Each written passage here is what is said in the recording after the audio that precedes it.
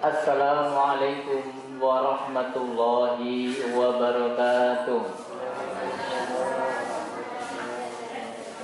Innal hamdalillah nahmaduhu wa nasta'inuhu wa nastaghfiruh wa na'udzu billahi min shururi anfusina wa min sayyiati a'malina. May yahdihillahu fala mudilla lahu wa may yudlilhu fala hadiya lahu. Ashhadu an la ilaha illallah wahdahu la syarika lah wa ashhadu anna Muhammadan abduhu wa rasuluh. Allahumma salli wa sallim ala nabiyyina Muhammadin sallallahu alaihi wasallam. Ya ayyuhalladzina amanu taqullaha haqqa tuqatih wa la tamutunna illa wa antum muslimun. Puji syukur kehadirat Allah Jalla wa Ala, Zat yang senantiasa mencurahkan karunia-Nya kepada kita. Segala nikmat yang kita rasakan sampai saat ini merupakan amanah dari Allah. Marilah kita jadikan sebesar-besarnya, sebanyak-banyaknya untuk ta'abbud ilallah, mengabdi kepada Allah sebagaimana amanah yang telah Allah wajibkan di dalam surat Az-Zariyat ayat 56. Wa ma khalaqtul jinna wal insa illa liya'budun. Salawat serta salam terlimpah tercurah kepada Nabiullah Muhammad sallallahu alaihi wasallam, suri tauladan dan panutan kita, uswatun hasanah. Semulia-mulia akhlaknya menjadi penerang bagi peradaban zaman. Semoga Allah kumpulkan kita bersama beliau di dalam barisan orang-orang yang taat dalam mendapatkan syafaatul uzma nanti di yaumil qiyamah. Jamaah tubuh mengaji, buka bersama siang Asyura 10 Muharram 1442 Hijriah. Rahimani wa rahimakumullah. Insyaallah untuk menunggu waktu berbuka puasa sunnah Muharram ini, kita adakan taklim sambil berzikir, beristighfar. Kita mentadabburi ayat-ayat suci Al-Quran, thalabul ilmi, berhajat agar kejahilan terangkat dari diri kita.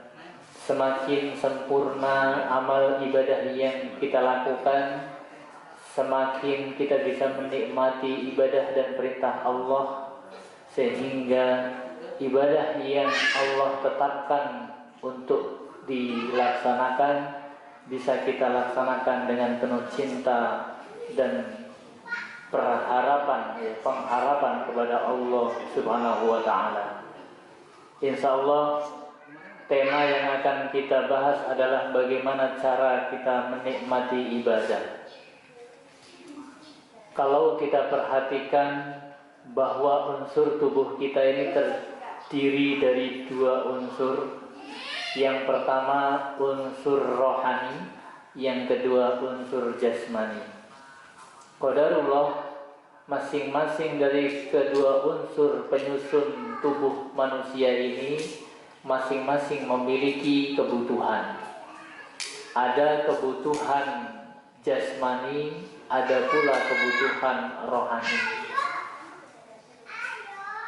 Selama ini mungkin perspektif kita hanya terfokus kepada kebutuhan jasmaniah saja. Kita akan langsung terasa kemudian melakukan action manakala sehari tidak makan, cari makanan, cari minuman. Begitu terasa kebutuhannya itu. Begitu pula ketika badan kita letih, capek karena bekerja, butuh istirahat, kita tidak peduli lagi di mana tempat, mata ngantuk, geletak tidur. Saya sering melihat sopir itu tidur di pinggir jalan. Ya, perjalanan jauh mereka menyebabkan mereka capek, letih, kemudian membutuhkan istirahat. Mau nggak mau harus segera istirahat. Kalau tidak dilakukan, resikonya berat sekali. Begitu pula sebenarnya ruhiyah kita memiliki kebutuhan yang tidak kalah penting dari kebutuhan jasmaniah kita. Terkadang seseorang merasa cukup dengan telah terpenuhinya kebutuhan jasmani, tidak sadar bahwa rohaninya kering, kelaparan, kehausan, berteriak-teriak. Nah, kita harus sigap ya, quick response. Apabila telah mulai kita rasakan perasaan yang galau, perasaan sedih, perasaan marah, dan perasaan negatif yang lain, maka itu tandanya ruhiyah kita sedang merasakan kelaparan. Maka ibadahlah yang menjadi jalan satu-satunya untuk memenuhi kebutuhan rohaniah kita tersebut. Jemaah sekalian rahimani wa rahimakumullah, saya mau tanya dulu sama ibu-ibu. Ibu-ibu, ketika kita makan itu bukan hanya sekedar butuh makanan yang mahal, betul tidak?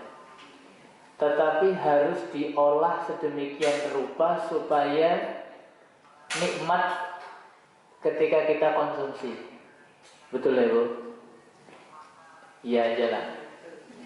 Buat apa beli daging mahal-mahal kalau tidak bisa memasak, tidak tahu cara memasaknya?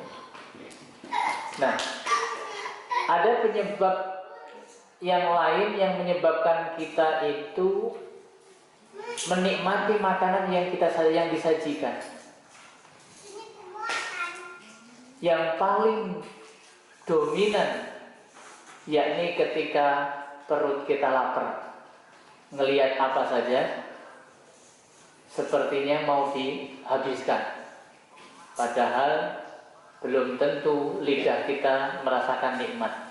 Tetapi manakala lapar, maka terlihat semua makanan terasa enak. Nah, maka tidak sedikit di antara manusia ketika mereka mengalami kelaparan rohaniah, ketika diajak apapun, disajikan menu apapun, mereka langsung ambil itu hidangan tanpa berpikir panjang, sehingga tidak sedikit kita dapati kaum muslimin ini memiliki selera dalam beragama berbeda-beda. Ya, ada kita lihat orang yang sedang kering rohaninya, kemudian masuk ke dalam jamaah thariqah, diajak melakukan amalan-amalan thariqah, mereka merasakan kenikmatannya. Kemudian diajak kepada jamaah pengajian yang lain, dan yang lainnya juga mengikuti begitu saja. Maka dari ini merupakan kebahagiaan bagi kita manakala kita mengalami kelaparan rohaniah, tetapi menu yang dihidangkan memang yang benar-benar menu yang memang kita butuhkan.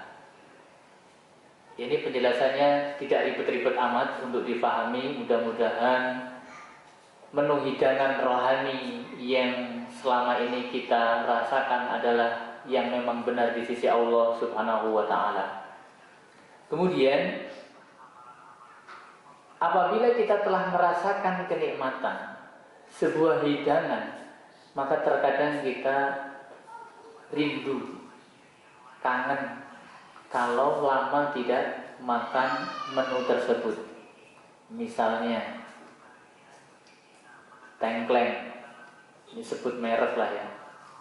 Tengkleng ini bagi yang belum pernah makan, tidak tahu, ya tidak bisa membayangkan. Tetapi ketika sudah diajak, kroso enak, besok lagi pengen balik lagi, bahkan pengen nambah. dan selalu terngiang-ngiang, tengklang, tengkleng, tengklang, tengkleng seperti itu. Terngiang-ngiang karena apa? Pernah merasakan nikmatnya menu tersebut. Begitu pula pengajian. Pengajian itu juga sama dengan tengkleng sebenarnya. Ya. Kalau lama nggak ngaji, kemudian ada yang bertanya, kenapa ini nggak ngaji? Itu artinya dia sudah menikmati. Sudah menikmati. Nah, ternyata menu rohani juga memerlukan suasana. Ya, suasana. Maka berbagai macam jenis majelis ilmu itu bermacam-macam. Ada metode penyampaian, kemudian metode belajar, itu adalah suasana yang memang dibutuhkan. Memang yang dimakan sama-sama sate, tetapi makan di pinggir pantai itu lebih santai. Ya, memang sama-sama gulai, tapi makannya itu di bukit mungkin ya, bukit Kemiling itu mungkin atau di mana, itu akan terasa lain. Terkadang kita membutuhkan suasana. Nah, ada tiga hal yang harus kita pilih supaya kita bisa menikmati ibadah kita. Kalau saya pribadi masih merasakan ibadah ini sebagai beban. Yang sama silakan tunjuk jari. Ibadah sebagai beban. Ya sholat lagi, ya puasa lama amat nih gak maghrib. Ketika kita sholat jamaah, imamnya baca surat Al-Ataqah dan Al-Ghasyiyah. Aduh, kenapa yang dibaca kok suratnya yang panjang, gak yang pendek? Jadi masih merasa gerenengan, terbebani dengan ibadah. Nah, ini harus dimasukkan bengkel. Hati yang merasa terbebani dalam ibadah ini, mari kita minta tolong kepada Allah supaya ibadah ini tidak lagi menjadi beban. Berarti kita masih anak-anak dalam beribadah, masih disuruh-suruh, masih dipaksa-paksa. Berarti levelnya masih anak-anak. Marilah kita naik ke level yang kedua yang lebih tinggi, ibadah sebagai kebutuhan. Kebutuhan itu dicari atau dinanti? Dicari, ditunggu, diidam-dambakan, karena merupakan kebutuhan. Sebuah kebutuhan ini harus diikhtiarkan, diusahakan. Nah, ini menanti ibadah. Selesai satu ibadah, kita tunggu ibadah yang lain. Setelah selesai sholat maghrib nanti, kita menunggu isya. Setelah selesai isya, kita menunggu subuh. Setelah selesai subuh, menunggu zuhur. Dan seterusnya kembali lagi ke maghrib, isya terus. Hidup kita hanya loncat menunggu ibadah satu kepada ibadah yang lainnya. Bila perlu, kita harus merasakan bahwa ibadah ini kehormatan. Mari jamaah sekalian, kita rasakan bahwa ibadah itu bukan hanya beban, bukan hanya kebutuhan, tetapi marilah ibadah itu kita jadikan kehormatan. Allah menghormati kita, Allah mengizinkan kita menjadi abdunya, hambanya. Maka ini harus menjadi tujuan hidup kita dalam hal ibadah. Kehormatan. Ibadah ini kan kita bertakarub kepada Allah untuk mencari wajah Allah, untuk mengharapkan ridha Allah. Maka Allah memberikan kehormatan kepada kita. Ya, Allah sudah memuslimkan kita. Allah memilih kita untuk bisa menjadi orang-orang yang menikmati ibadah. Maka ini kehormatan bagi kita. Sebaik-baik orang yang telah Allah hormati adalah kembali menghormati Allah dengan cara menikmati ibadah. Kita jadikan ibadah sebagai kehormatan. Nah, setelah kita merasa senang, merasa ketagihan, bahkan sakron. Sakron itu istilah para sahabat dulu ketika mereka sholat itu, mereka nyaris tidak memikirkan selain ibadahnya itu. Bahkan sahabat Abdurrahman bin Auf mengatakan, ketika aku masuk masjid, aku lepaskan duniaku bersama seketika aku melepaskan sandalku. Maka ketika sudah beribadah para sahabat benar-benar menikmati khusyuk, khusyuk tumakninah, menikmati momentum kedekatannya, kebersamaannya bersama Allah Jalla wa'ala. Dan ini yang harus kita ikhtiarkan, terus-menerus kita perbaiki. Jangan sampai kita terjebak di dalam syirik yang namanya syirik khufi. Syirik itu ada 3, syirik akbar, syirik asghar, dan syirik khufi. Syirik akbar itu kita beribadah karena Allah. Syirik akbar itu kita menyembah bersama Allah ilah yang lain.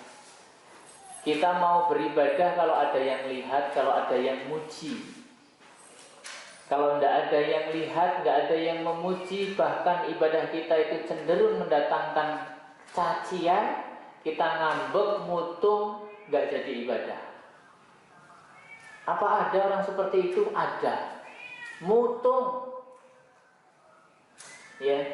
Ada di suatu masjid, ada seorang yang azan, tetapi azannya itu salah-salah. Kemudian dia dikritik sama orang yang juga tidak tahu ilmu bagaimana mengingatkan secara baik. Intinya dimarah-marah. Suara elek, azannya salah-salah, kok wani-wani ini mending meneng wae. Akhirnya yang azan ini nggak lagi ke masjid-masjid mutung. Nggak mau lagi azan, bahkan nggak mau lagi sholat karena dimarah sama orang masjid. Ada lagi, ini kisah nyata, pengakuannya langsung kepada saya. Kenapa saya nggak sholat? Kata orang ini, saya pernah sekali pengen sholat. Seumur-umur saya itu pengen sholat sekali saja, karena saya malu sholat 5 waktu. Saya datangnya itu ketika sholat Id. Jadi saya beli sajadah sholat Id. Qadarullah, karena saya memang tidak pernah nongol ke masjid, akhirnya saya dapat tempat di luar. Kebetulan di jalan Anderlak. Nah, ketika sujud, kepalanya itu bentur kerikil, sakit katanya, maka saya nggak sholat lagi. Dan ini betapa tipis sekali iman. Berangkat dari kebodohan merokap, sehingga boro-boro ibadah itu mau dinikmati, malah jadi guyonan, malah jadi lelucon. Nah ini, sejatinya apabila kita sedang memperbaiki kualitas ibadah kita, saya ulang, kalau kita sedang berikhtiar mengupayakan memperbaiki ibadah kita, sesungguhnya pada saat yang sama kita sedang memperbaiki kualitas hidup kita. Kualitas hidup kita itu standarnya di ibadah kita. Kalau ibadahnya baik, insya Allah hidupnya baik. Insya Allah hidupnya kan baik. Maka orang yang ibadahnya buruk, yakinlah bahwa kehidupannya akan buruk. Cepat atau lambat dia akan merasakan keburukannya. Karena keburukan ibadah, dia telah menyia-nyiakan hubungannya dengan Allah Sang Khalik, sehingga sangat tidak berharga sekali kehidupannya.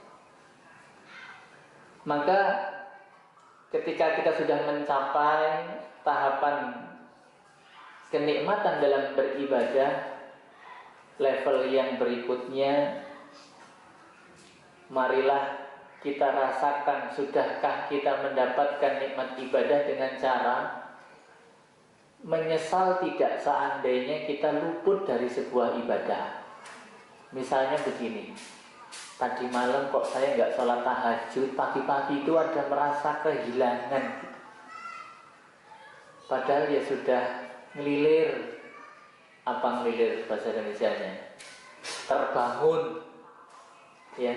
Padahal sudah bangun, sudah melek jam 3:30, 4, tapi nggak sholat. Kemudian paginya nyesal. Nah, ini tanda bahwa sudah mulai berkembang, tumbuh keimanannya secara baik. Tapi ini untuk ibadah sunnah ya, jangan yang wajib ya. Aduh, saya nyesel tadi nggak sholat zuhur. Jangan nyesel kalau itu udah nggak bisa ditinggalkan. Yang zuhur, yang wajib, ini kita bicara yang sunnah.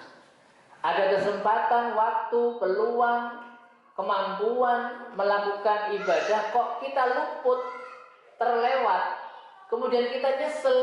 Berbahagialah, karena penyesalan ini dinilai baik oleh Allah, insya Allah. Tadi ada peminta-minta kok saya nggak ngasih ya, padahal saya ada duit. Nyesel dia, alhamdulillah. Tadi ada kesempatan tilawah Al-Quran, kok saya nggak baca ya, nyesel dia. Pokoknya setiap ada terlewat amal ibadah, ya, entah karena kemalasan kita, entah karena kita masih menyepelekan, tapi kok akhirnya nyesel gitu ya, nyesel, itu pertanda baik. Tapi jangan terus nyesal gitu ya. Nyesel itu ya jangan diulang lagi, manakala datang kesempatan yang lain. Sekarang nyesel, besok nyesel aja kan, tidak ada perubahan sikap. Maka ini penyesalan yang tidak bermanfaat. Mana dalilnya? Allah berfirman di dalam surat Al-Qiyamah ayat 2, wala uqsimu bin nafsil lawwamah, demi jiwa yang senantiasa menyesali dirinya. Ya, salah satu penafsirannya penyesalan di sini adalah orang yang beriman punya kesempatan untuk beramal sholih, kemudian dia tidak melakukan, kemudian dia menyesal. Ini penyesalan yang baik. Kalau kita belum bisa menikmati ibadah, ya minimal kita sedih manakala terlewat tidak ibadah.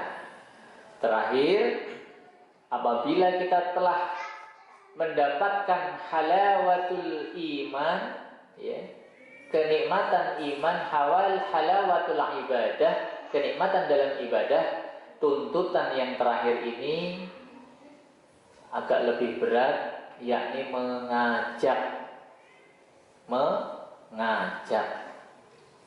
Makan-makan itu enaknya sendiri apa bareng-bareng? Enaknya rame-rame. Kalau makan sendirian meskipun enaknya seperti apa, itu tetap kurang sempurna. Karena kenikmatan ini ada pada jamaah.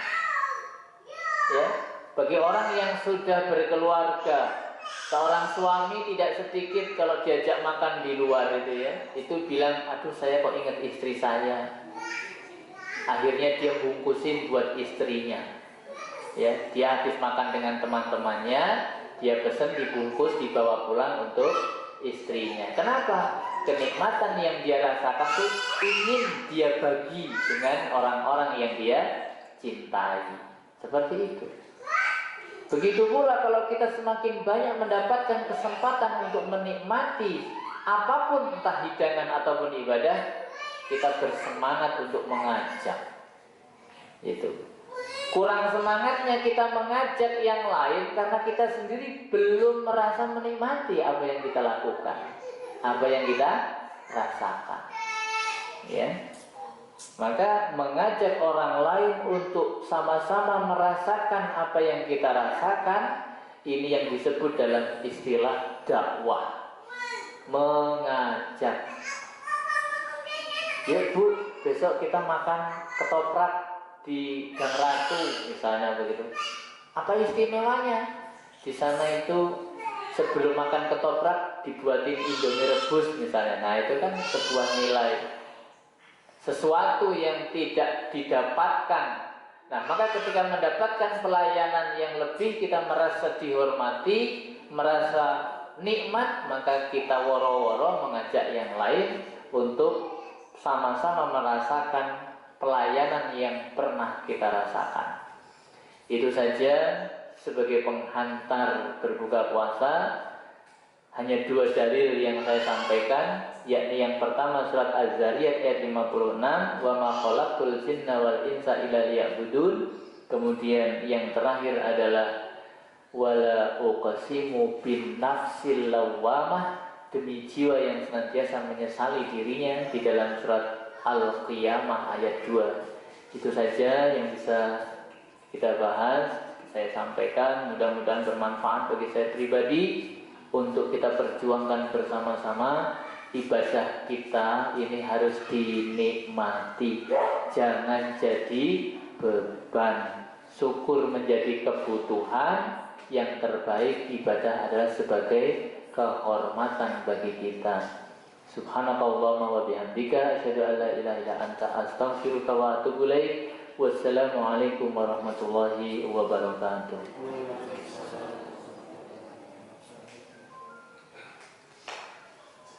Jikalau ada yang mau dibahas atau ditanyakan, silakan. Sebelum interaktif, barangkali ada pengumuman dari PCN. Ada ya? Kalian. Insya Allah Aisyah PCA Langkapura besok tanggal 11 Muharram jam 9 ya 00 sampai dengan selesai akan mengadakan santunan anak yatim ya. Bagi yang masih ingin berpartisipasi masih diterima, dan insya Allah akan dilaksanakan di alamat Jalan Purnawirawan nomor 59 ya, di rumahnya Mbak Wiwi ya, di sana ya, di rumahnya Mbak Saudi ya, PCA Langkapura. Mungkin yang tidak ada kegiatan bisa ikut kumpul-kumpul, sudah tidak puasa, bisa berpartisipasi. Kita menyaksikan anak-anak asuh PCA Aisyah. Oh gitu. Karena kondisi COVID dianterin ke rumah masing-masing. Yang nganterin ada Pak? Oh gitu ya. Ya nanti bapak-bapaknya insya Allah bisa bantu bawain barang-barangnya lah ya. Oh ya, didampingi Ibu sambil jalan-jalan ya. Ini tradisi yang harus kita pertahankan. Jangan sampai nanti generasi penerus kita ini nggak lagi melakukan gerakan sosial seperti ini. Ini perlu kita lestarikan ya. Tradisi menyantuni anak yatim. Percuma sholat kita khusyuk, ibadahnya daki-daki, kalau kita menghardik anak yatim, tidak menyantuni fakir miskin, itu percuma ya. Itu namanya mendustakan agama ya. Fawaidul lil musallin, celakalah bagi orang-orang yang sholat. Ini Muhammadiyah itu didirikan Kiai Ahmad Dahlan itu, yaitu gerakan golek ono gelandangan dosa nganggo sabun, kayak ono kelambi sing apik, kowe ono mangan panganan sing enak. Itu Kiai Ahmad Dahlan dulu udah ngomong begitu. Golek ono gelandangan, dosa nganggo sabun, ganti pakaiane sing apik, apalagi jak mangan sing enak. Mangan apa sing kaya sing kok mangan gitu ya. Nah itu. Bahkan dalam sebuah hadis, kalau kita melestarikan budaya seperti ini, Allah menjanjikan akan dijauhkan dari api neraka sejauh jarak 700 tahun. Hadisnya sahih, ya. Memberi makan anak yatim, fakir miskin itu dijauhkan dari neraka 700 tahun. Ya, meskipun jatuh-jatuh itu enggak akan nyemplung ke neraka karena jauh jaraknya. Ya, beda dengan orang yang tidak melakukan, maka jaraknya itu sangat dekat dengan neraka. Monggo.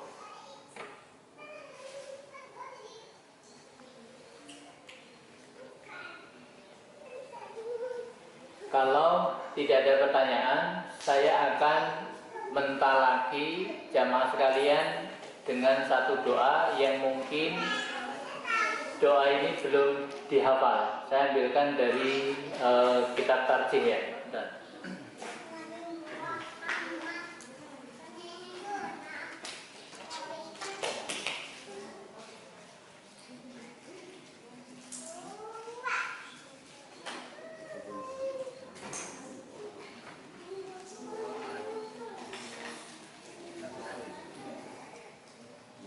Kita hafalkan doa ini ya.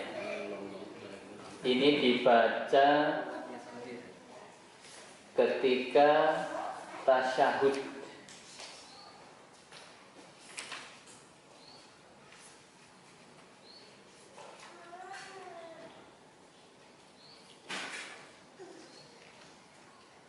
Jadi setelah rakaat kedua itu kan kita atahiyat ya, sampai innaka hamidum majid. Ya, setelah innaka hamidum majid itu ada doa, tolong diikuti bersama-sama. Ini dibaca di tasyahud awal. Tasyahud kan ada dua, tasyahud awal, ada tasyahud akhir. Ini kita baca di tasyahud awal. Allahumma inni Allahumma inni Allahumma inni Zolamtu nafsi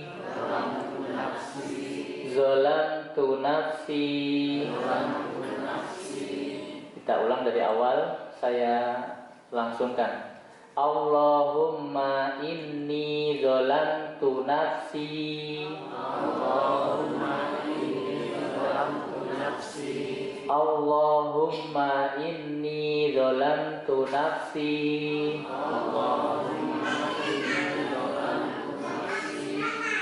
Oke ya, ini saya menggunakan metode seperti mengajar hafalan anak-anak SD kelas 1. Ya enggak apa-apa lah ya. Saya ulang. Allahumma inni zolamtu nafsi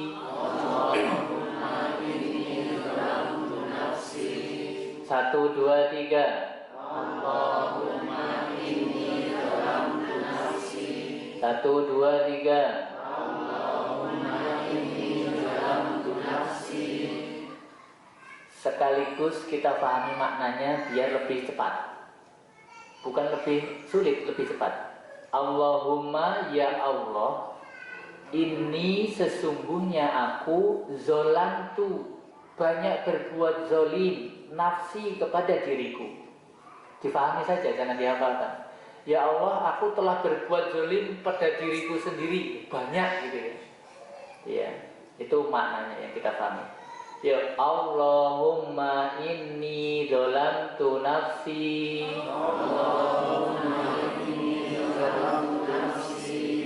zulman kasiro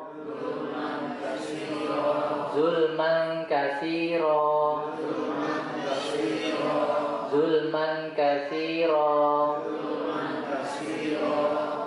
Saya ulang dari awal. Allahumma inni zolamtu nafsi zulman kasiro.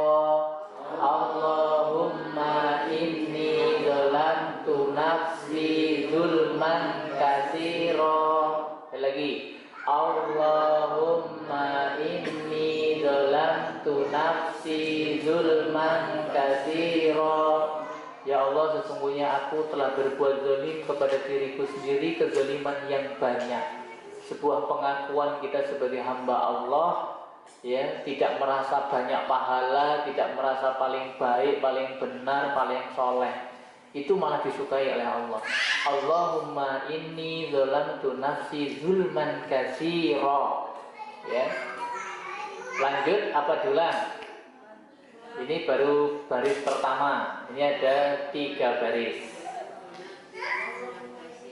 Iya, oke. Ibu-ibu, bapaknya mendengarkan. Sekarang ibu-ibu, 1, 2, 3. Allahumma inni zalamtu nafsi zulman katsira. Bapak-bapak.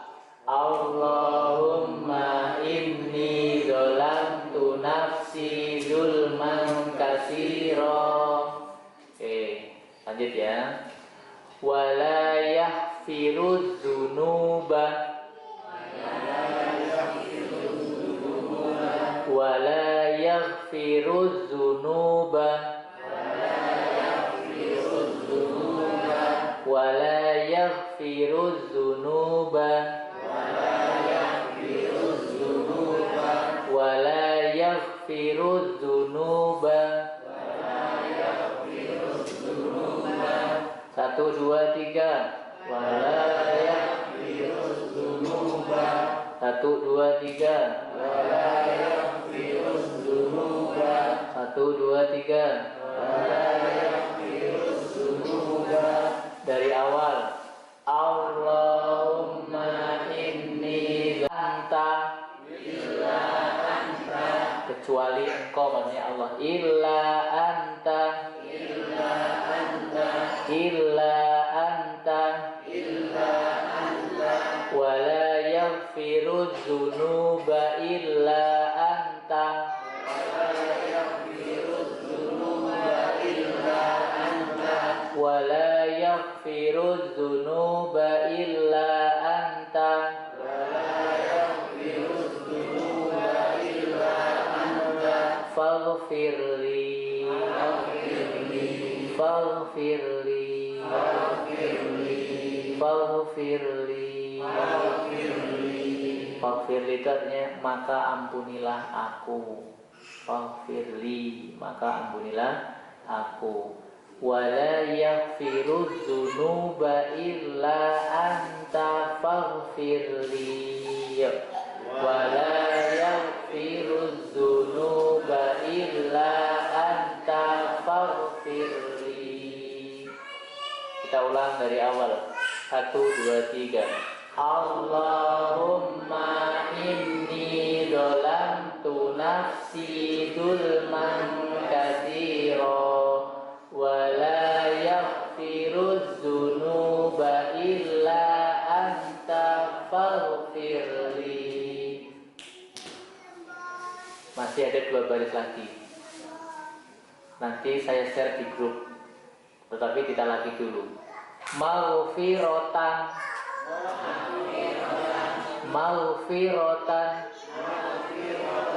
min indika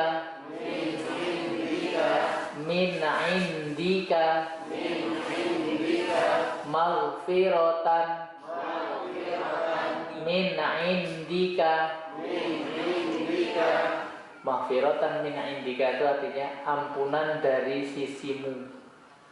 Ampunan dari sisimu. Maghfiratan min indika. Warhamni.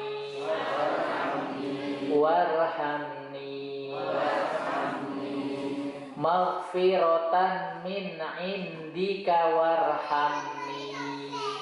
Maghfiratan min indika warhamni. Warhamni itu dan sayangilah aku. Warhamni. Nah, yang terakhir ini gampang sekali. Innaka antal ghafurur rahim. Innaka antal ghafurur rahim.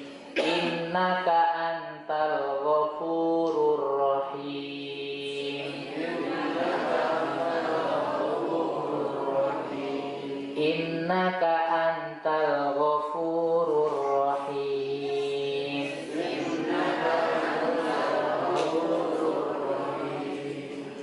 innaka sesungguhnya engkau, engkau. Jadi menegaskan, ya, menegaskan. Innaka antal ghafuru, maha pengampun, rahim, maha penyayang. Innaka antal ghafurur rahim.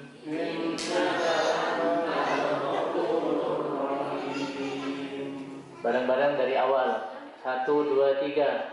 Allahumma inni zalamtu nafsi zulman katsira wa la yaghfiru dzunuba illa anta faghfir li maghfiratan min indika warhamni innaka antal ghafurur rahim.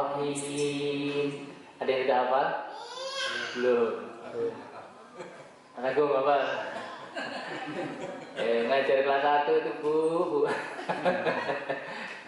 Ya dapat 1 surat itu udah bibir kita udah sama apa itu. Allahumma inni zalamtu nafsi zulman katsira wa la yaghfiru dzunuba illa anta faghfir li maghfiratan min indika warhamni innaka antal ghafurur rahim. Baru bangkit ke rakaat yang ketiga. Ya ini ditajih, ini banyak yang belum hafal ini ya. Selama ini banyakan kita baru sampai innaka hamidum majid langsung berdiri takbir. Ternyata ada doa ini. Ya, 1, 2, 3. Allahumma inni zalamtu nafsi zulman katsira wa la yaghfiru dzunuba illa anta faghfir li maghfiratan min indika warhamni innaka antal ghafurur rahim. Saya foto, saya share grup ya.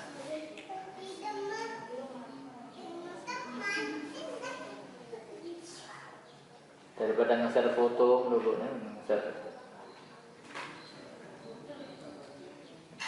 Kita hafalkan ya.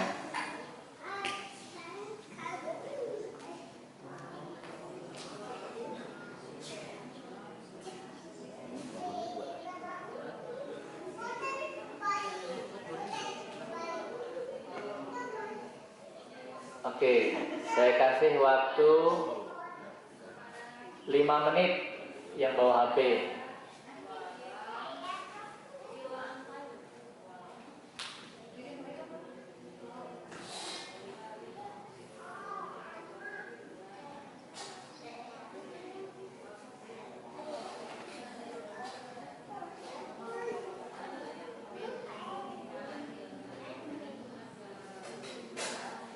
Allahumma inni zalamtu nafsi zulman katsira wa la yaghfiru dzunuba illa anta faghfir li maghfiratan min indika warhamni innaka antal ghafurur rahim. Allahumma inni zalamtu nafsi zulman katsira wa la yaghfiru dzunuba illa anta faghfir li maghfiratan min indika warhamni innaka antal ghafurur rahim. Ya, orang-orang yang hafal-hafal itu yang hafalnya juga susah jemaah sekalian. Bukan ilmu laduni turun jadi pinter, ya kudu gelem ngapal. Pengen hafal ya kudu gelem, pengen bisa ya harus belajar. Allahumma inni zalamtu nafsi zulman katsira wa la yaghfiru dzunuba illa anta faghfir li maghfiratan min indika warhamni innaka antal ghafurur rahim. Ya Allah, sesungguhnya aku telah menzalimi diriku sendiri dengan kezaliman yang banyak dan tidak ada yang mengampuni dosa kecuali Engkau, maka ampunilah aku dengan ampunan dari sisimu dan sayangilah aku, sesungguhnya engkau maha pengampun lagi maha penyayang.